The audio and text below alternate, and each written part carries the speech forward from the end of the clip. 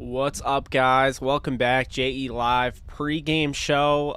We got the Rams-Colts today. Things are going well, of course. The Rams coming off a huge win to start off the season in blowout fashion, 34-14.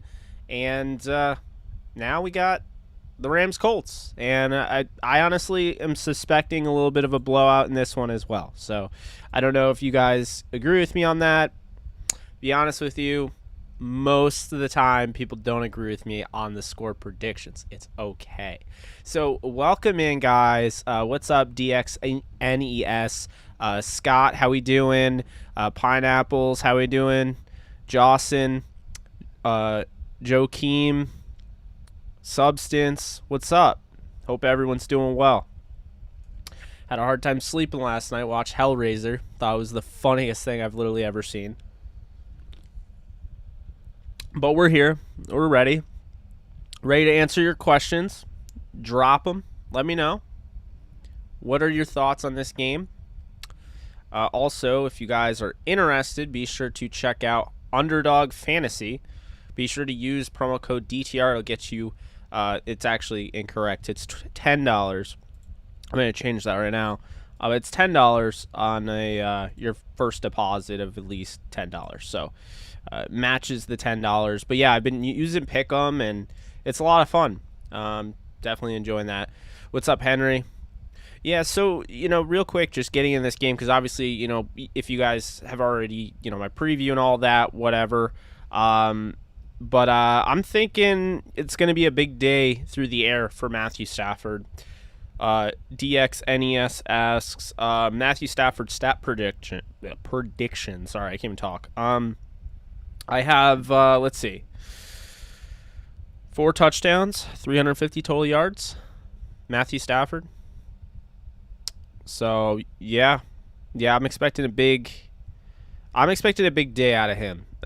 Look, last week when I watched, I watched Seattle and I watched the Colts, and then I went back and I watched the film.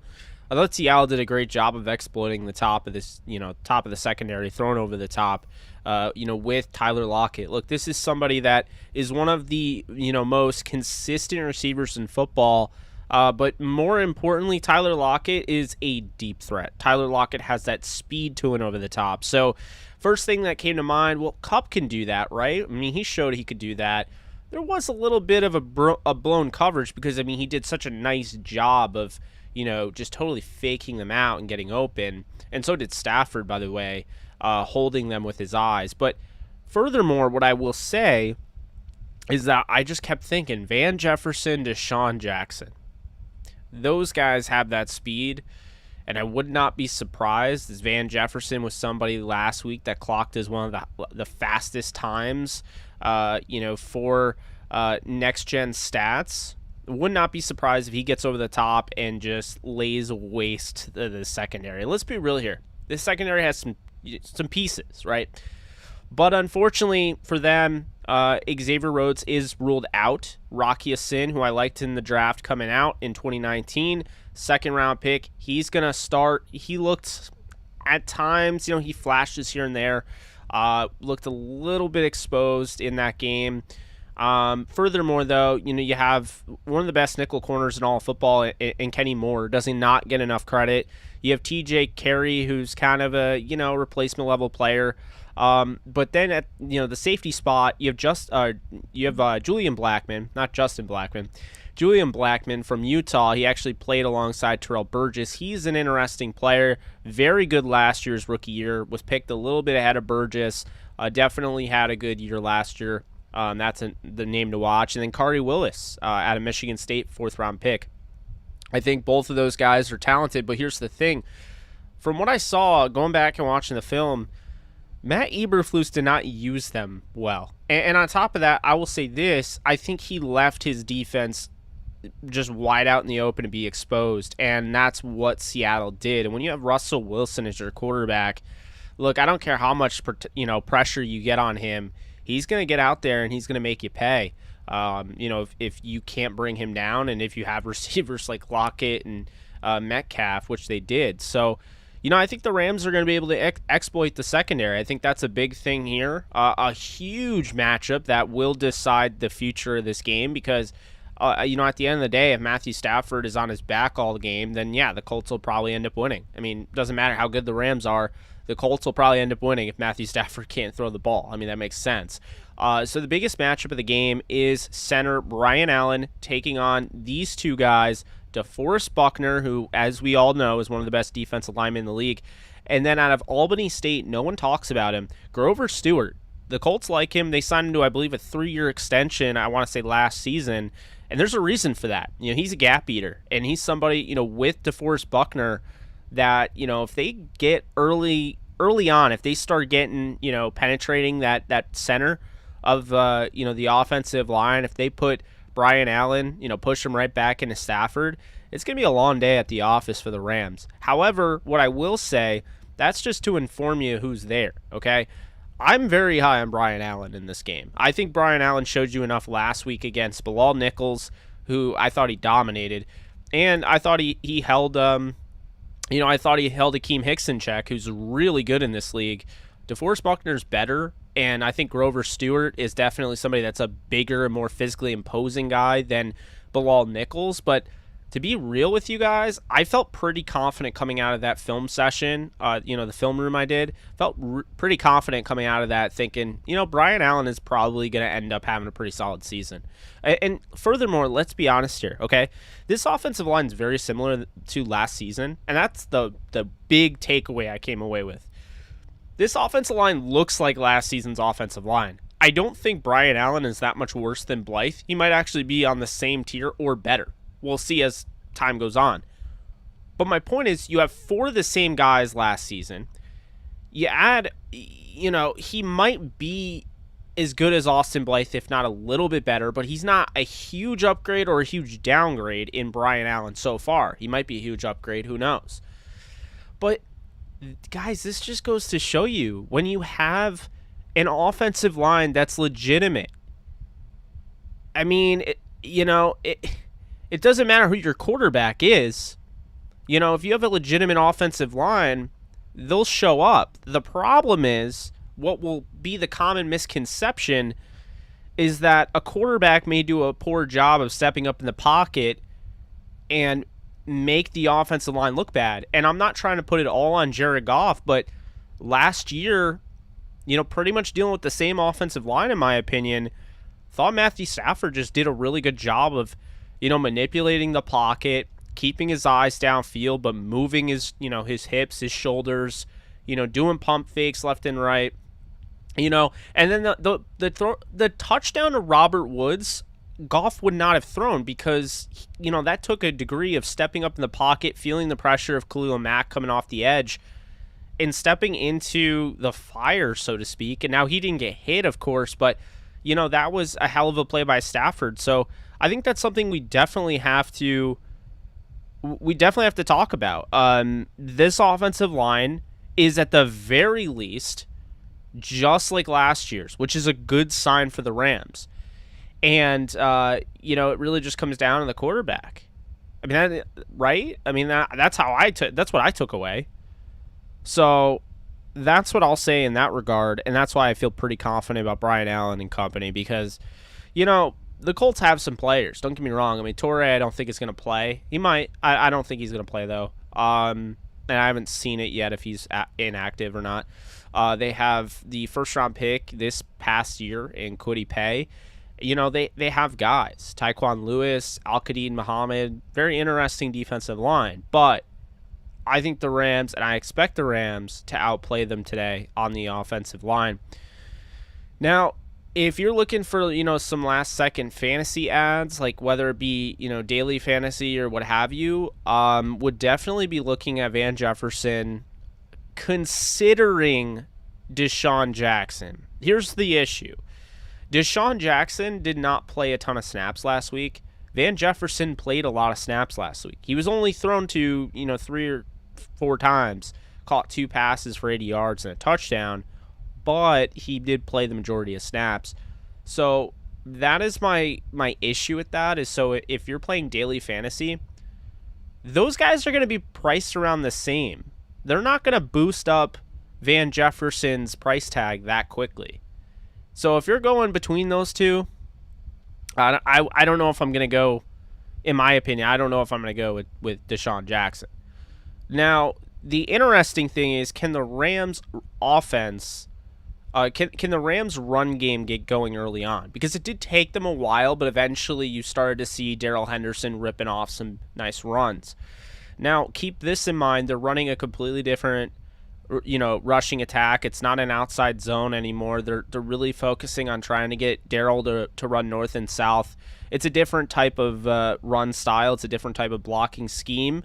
So that's something to keep in mind. And that could end up being an adjustment. There could be growing pains for a Darrell Henderson, for, Jake Funk, for, all those guys. With that said, though, in his first game, I thought Henderson looked pretty good. And I think he's going to look good in this game. Really intrigued to see Eric Fisher at left tackle versus Justin Hollins. Justin Hollins is coming off his best game of his career. He really dominated on film. I was really impressed with him. Albeit it was against Jason Peters, who's not fully 100% in football shape, and then Elijah Wilkinson, who came in, and he's a replacement level player. But I will say this, Eric Fisher's coming off a Achilles tear. In 9 months, he's back on the field, so really impressive stuff for him. But regardless, I mean, if Justin Hollins has another really good game, you can't, this guy, an Achilles tear, we'll see against, Tampa. It's like, eventually got to give the guy his due. So I'm definitely looking forward to Hollins. I already predicted, a big prediction of mine was Hollins, Donald, and Floyd combined for 6 sacks. I do think that'll happen. I think Donald will break the Rams' official sack record this Sunday, in the game coming up. But that's how I see that. Another interesting thing here, the Rams defense in the run game. And, a lot of people were asking me last game, rightfully so, what happened? Why did the Rams allow so much on the ground? This was not good. But what I kept saying is that I'm not trying to take anything away from Montgomery. I think he's a good running back. But let's be real here. Aside from the 41-yard run, he had about 60 yards on the ground. And the Rams' run defense got better and better and better as the game went on. And that's why it ended up being 34-14. They kept stopping him. So I think that's something to keep in mind. I wouldn't worry too much about it. Definitely wouldn't worry too much about it. Jonathan Taylor's a really good back, but wasn't able to really gain a ton of yards against Seattle. And I think the Rams are better than Seattle by a lot. And then Nyheim Hines is a guy you have to watch out for, passing game and everything. But Damian Williams kind of had that, that role, so to speak, last week. So I think the Rams are really ready for anything. They've gone up against and this is, a credit to, playing in the NFC West. They've already gone up against Russell Wilson for years. They've already gone up against Kyler Murray. There's not really much left that the Rams haven't seen, as crazy as that sounds. So I don't really think they're going to be, surprised by anything. One thing I will say to keep this in mind, guys, Carson Wentz is going to be easier to sack than Andy Dalton, because guess what Carson Wentz refuses to do? He refuses to take what the defense gives him play after play. He will not play to that quick passing game. He won't. I mean, unless he changes his mind today, he's not going to play. That's not his strength. His big thing is he stands up in the pocket, big body and all, 6'5", 250 pound, 200 whatever, and he takes a punishment in the pocket, holds on the foot. He plays like Ben Roethlisberger in a sense, like that backyard football mentality. He's not Andy Dalton. He's not going to check it down. He's not going to take what the defense gives him. And so because of that, because if you really think about last week, the Rams were playing against a team that was just trying to get rid of the ball immediately. They schemed it so they would get rid of the ball immediately, and it would neutralize the pass rush. And the Rams still got, I believe, 3 sacks out of that game. If they got 3 sacks on that game plan, imagine what they'll do against Carson Wentz, somebody that is notorious for holding on to the football, trying to make plays, out of structure. I could see the Rams getting to him early and often. So that's something to keep in mind. Yeah, I just know the AD glove change. Oh man, I said it. I was like, there's something wrong with Aaron Donald's gloves. They're way too slippery. He would have had that sack any other day. Yeah, I'm very curious to see though. The pass rush and everything. We'll see. I mean, will we see Tutu as a receiver today? That I don't know. Good question. I'd like to see him in the kick return and punt return game. We didn't get to see him at all last week. For what it's worth, Jordan Rodriguez did tweet out that Jacob Harris was taking some reps in the kick return. Kick return game. Sorry, I had to turn off that fan. It's like giving me a cold. It's crazy. So yeah, I mean that's something to keep in mind. I think they'll have Jake Funk return, but just in case they were giving Jacob Harris some reps. You guys already probably know the inactives, but if you don't, I'll just pull them up real quick. The inactives for today, we have Bryce Perkins, Juju Hughes, A.J. Jackson, Ben Skoranek, Bryson Hopkins, and Bobby Brown. What's up, Hilltop? How we doing?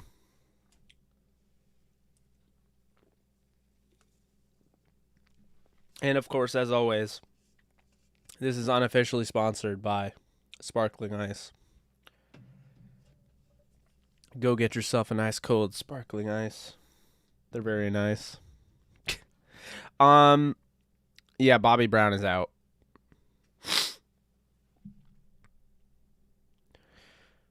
Yeah, I mean, I don't really take teams lightly. I go through all of it, right? So, I go through all of it when I'm doing previews and whatnot. I really want to make sure that I'm giving every team, my full undivided attention. So when I'm doing breakdowns, I'm doing previews, those videos, I'm studying the team. I go back and I watch the film that they had initially. I thought you saw some good things. 2 X factors to keep in mind for the Colts. Definitely interested to see if Mike Strahan is used in this game. He ended up logging over 10 snaps last week. I was really surprised to see that. This is a late round pick out of Charleston who was pretty raw, but I really like him long term. And the fact that he's already getting on the field is something for the Colts, as well as Kylan Granson, their 4th round tight end out of SMU. He's my 4th tight end in the draft. I love Kylan Granson. He's somebody that can win over the top. So, if you're wondering, based on those types of, okay, I didn't know about that. That's another thing. I like to dive into these teams.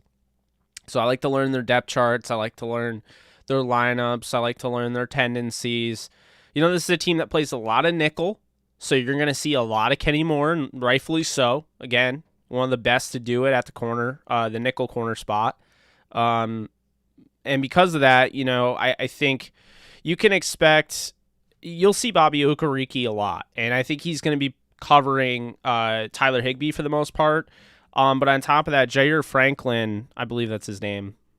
I should probably look it up. But Jair Franklin, no, it's not Jair Franklin. What am I saying? Zaire Franklin, I think it is.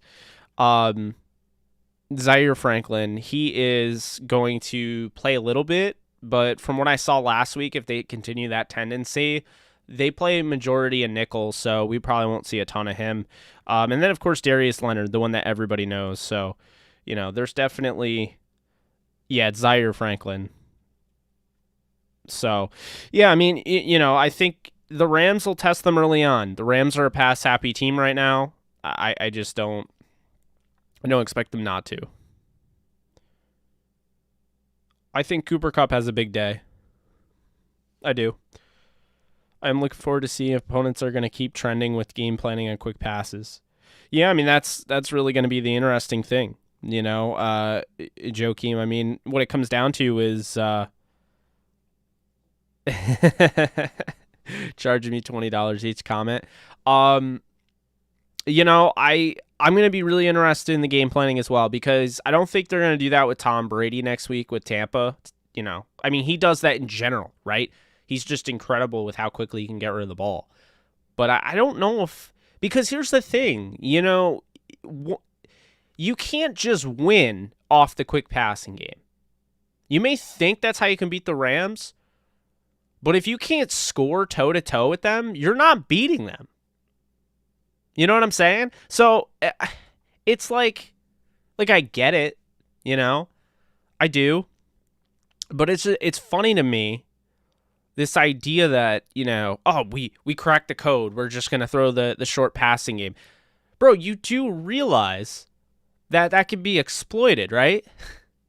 Like, you have to make sure that you're sustaining long drives. You're converting first downs. Third down into first downs. Like, if you don't do that, then your short passing game is going to be laughable because Sean McVay is going to come right back out there and be like, I'm Matthew Stafford. I'm going to throw over your defense. Or, hey, I have Darrell Henderson. Hey, this offensive line can block. That's what it comes down to. So keep in mind, it's not 100% going to work. There's not a fail-safe. There's not a fail-free method, so to speak, to beat the Rams. There's just not. You're going to have to, force turnovers. Go away, fly. You're going to have to force turnovers. You're going to have to put pressure on Stafford. To me, if Stafford is protected every game, I don't see how they lose. Because that defense is good enough to not give up 7 touchdowns. And Matthew Stafford's good enough to throw 7 touchdowns if it ever came down to it. And that was why the Rams went out and got Stafford. Because he's the equalizer. And they now have the deep ball again, which is also the equalizer. Think about that. Like, any lead is still, no lead is safe in the league. But now with the Rams, a team that's always winning at halftime, pretty much almost always, that's the thing. So they're going to have some rough games. What's up, Matthew? How we doing? They're going to have some rough games this year if you want to beat this team. I have a hard time putting losses on this schedule for them. That's why I had them at 15-2. So, I mean, we'll see. They have to play the games, of course, but I mean, this thing's brutal. But yeah, no, I feel really good about this team. I told you guys that, so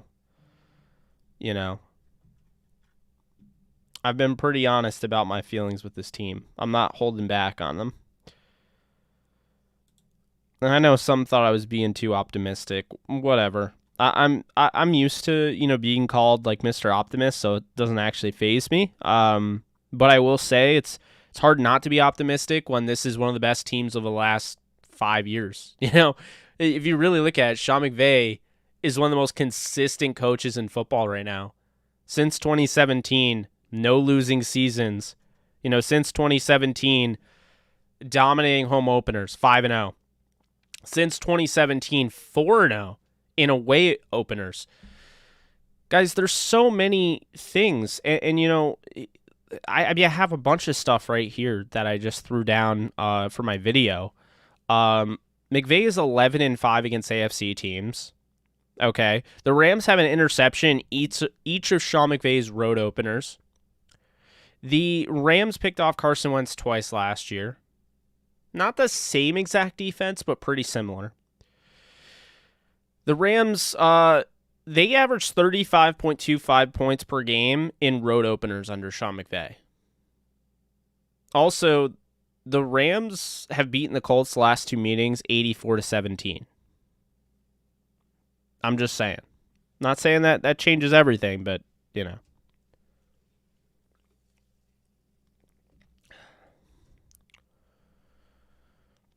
And that's another thing, Michael over on Facebook.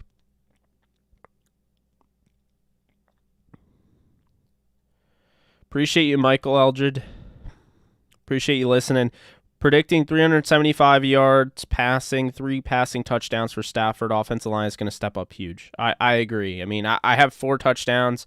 You have a little bit more yards than me. But I mean, I could see that as well. Any chance Carson Wentz or Frank Reich could be on the hot seat if start off with a few more losses in a row? I think there's always a chance, Michael. This is a demanding league, and this is a season. Like, if the Titans seriously aren't a good football team this year, Like, if what we saw against the Cardinals was more about them not being that great, the Cardinals not being, like, you know what I mean? Like, being that bad, so to speak, the Cardinals not being that great, that says a lot. And so this is a wide open division right now. And I mean, right now the Texans lead the division. So, you know, I think it really always depends, but you can never feel too safe in this league. Like, Sean McVay should feel safe. They're never getting rid of Sean McVay. Sean McVay will leave before the Rams get rid of Sean McVay. Like, anybody that thinks that he's on the hot seat, I just have to laugh at, because Sean McVay has the safest job in the world right now. He joined an organization that was 7-9, 8-8, 6-10 every year, or worse, to now making them one of the most respected organizations in football right now.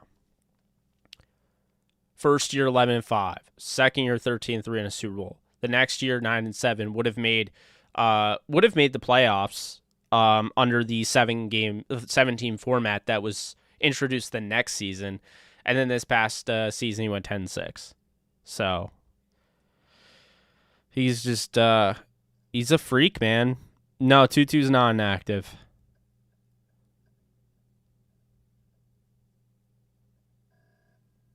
Yeah, I don't know why Colin Cowherd picked the Rams to lose, except for just clout.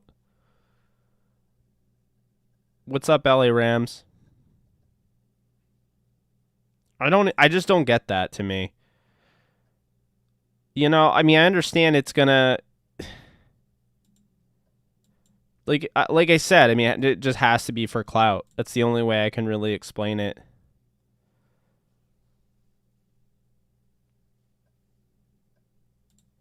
I don't worry too much about it, though. It's his opinion, whatever. Hey, guys, can you do me a favor? Everyone like this video. Thumbs it up. It really does help. I only have 22 likes. I have a bunch of people in here, and I really do appreciate it. But the more likes this gets, the more it'll get pushed out, recommended. People might come back to watch it. It's a video that really doesn't get a ton of views because it's a pregame video. So every like does help. Thank you guys so much. I appreciate it. It's going up. I can see it 39. Let's keep that going up. Thank you for liking the stream. Appreciate you, William. Thank you guys so much. I got Rams 33-9 as my score today, just so you guys know. Thank you, Jason. Appreciate you. Yes, please hit that like button. Guys, if you want to support my channel, make sure we grow together. Make sure this community grows. Always make sure to hit the like if you do like this video. I wouldn't tell you to hit it if you didn't like it. If you don't like it, I'm not forcing you to like it. But I know most of you like it. So it's just a matter of, like, remembering, you know. The best thing you can do for a content creator, by the way, if you didn't know this, say you like my video, right? Stay on YouTube. Crazy enough, right? You go away, you watch the Rams game. Throw up a playlist of all of your favorite YouTubers. That's how you promote. That's how you, because what YouTube does, the algorithm reads, okay, so they joined YouTube watching this video, so I get credit because you started watching your YouTube session through me, and then you can help other content creators by just basically throwing them on in the background. Yeah, so if you're trying to do that, that's a way to do that. But appreciate you, Jackson. Yeah, I mean, I try to put as much as I can in to preview vids. You know, the thing that was annoying about my preview, and I'm sure I mentioned it to you guys, but man, I was so pissed. The Final Cut Pro, I love the software, right? I'm not hating on the software, but there are times where I edit and everything looks good, and then I, turn it into a video, and then when it hits YouTube, there are just graphics missing. It's so frustrating because I really just tried to put as much as I can into my graphics, my presentation, make it as professional looking as possible. As I'm sure you guys have noticed, I've added, pictures of the players on the sides and added a, like a, what the hell is it called? I forget what it's called. No idea what it's called. I can't even think. But anyway, those bars at the bottom. The lower thirds. There we go. Yeah, so I've been trying to do that, and it just didn't work all that well. Appreciate you subscribing. Did I really just catch a cold like that quickly? What's going on over here?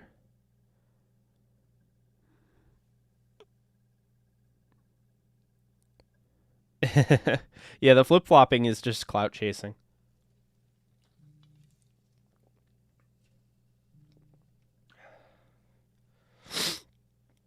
I'm not doing a watch party this time, Bill, but later on in the year I will.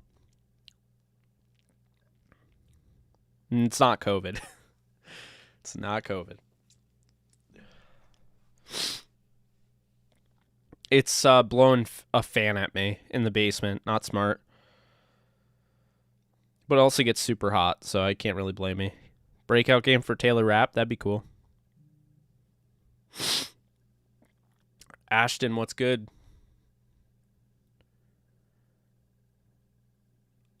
Oh, yeah, we're definitely doing a post game. 100%. I wouldn't leave you guys out in the cold like that. Post game's going to be fire. Had a hard time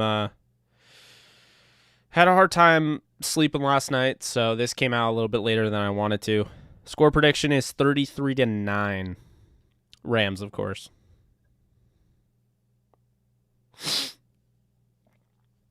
Yeah, I got to get some zinc and vitamin C in me. That's what we'll do. Hit the like, guys. 57 likes. Let's get it up.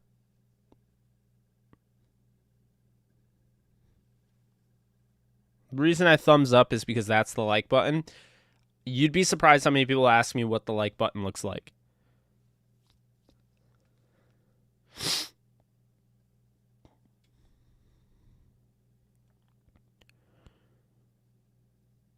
I mean, if the Eagles beat the 49ers, my season prediction on them, I have no clue what the Eagles are going to be, man.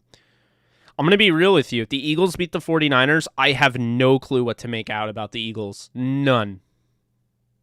I don't have a single clue. He might. I think Jake Funk will probably get carries in, like, mid-season. Yeah, T.Y. Hilton's out.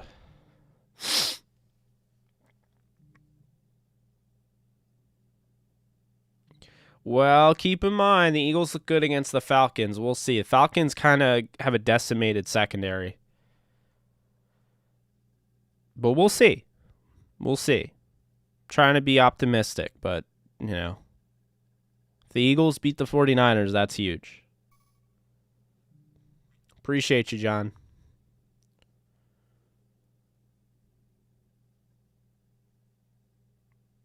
Brian, thank you so much for becoming a member.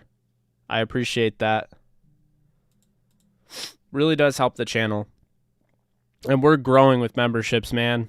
It's just great, It just really is.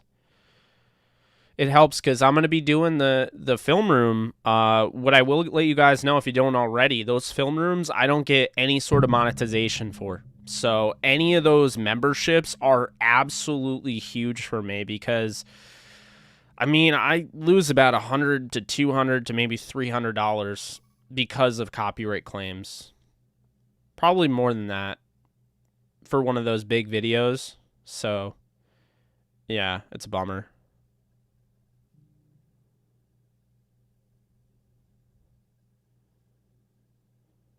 The hope is all 22 returns this week, and I'll have that instead of just the regular game, but we'll see.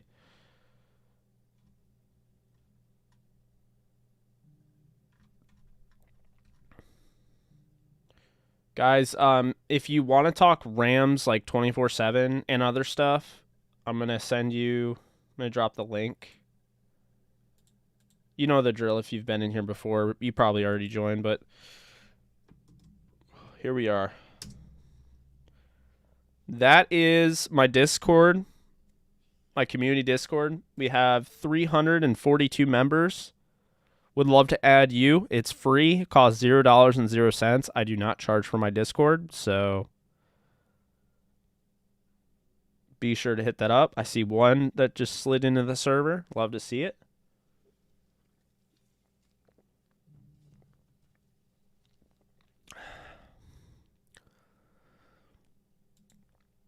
Oh, nice. You know, I have EU Game Pass, and I didn't even realize. The problem is with the Game Pass though is it lags, so I was waiting for the US one, but might just use the Euro one if that's the case.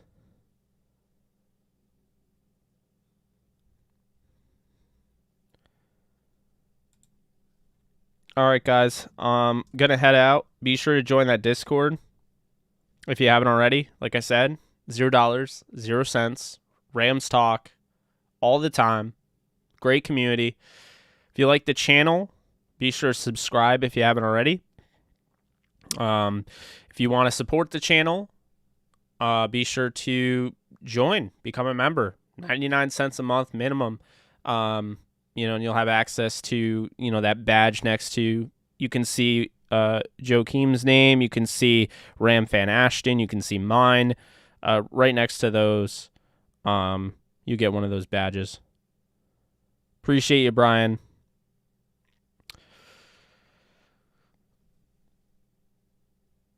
Yeah.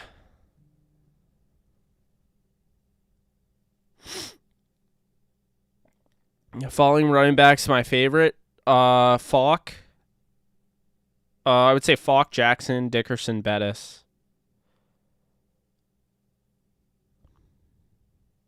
I didn't really get to see Jerome Bettis play. Dickerson I've seen because I've gone back and watching old, I've watched old games, but Bettis I didn't really get to watch. Well, I'm really interested in the Eagles and Niners game. I'm interested. The Steelers-Raiders game is very interesting to me because the Steelers are without Devin Bush, who is their premier linebacker, and Joe Hayden. So we'll get to see them battle some adversity. We'll see.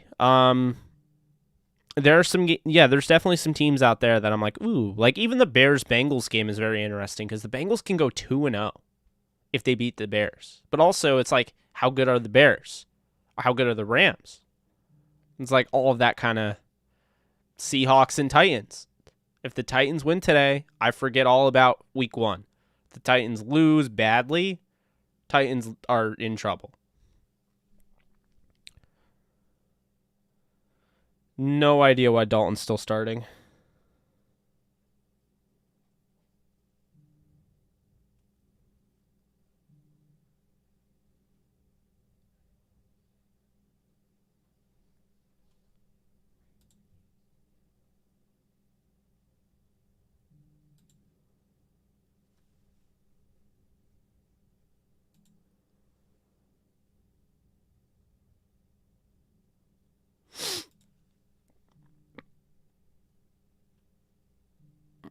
All right, guys. So that's gonna do it for me. Keep it right here for the post game. I'm gonna do a post game live stream. It'll be a lot longer. I got out a little late. I was gonna try to do an hour, but it's no big deal. We'll do the post game and we'll have some fun with it. Maybe even do a little bit of a watch party with the 4 o'clocks. But I love 1 o'clock games because I'm on the East Coast. So it's 1 o'clock, and obviously for some of you, you're getting out of bed and seeing football, so that's always a great thing. But you guys enjoy the game. I'll be back here. We'll have some fun. I'll recap the game, and then, we'll probably do a 1 to 2 hour stream, and then I'll record the DTR podcast with Alexis recapping the game. We'll have that out. Then I'll get into, figuring out who's going to be part of my film breakdown. I'm gonna pick 2 players, one on the offensive side, one on the defensive side for the Rams, and we'll get into that. So again, thank you so much, guys, for supporting. Love all y'all, and I will see you guys soon.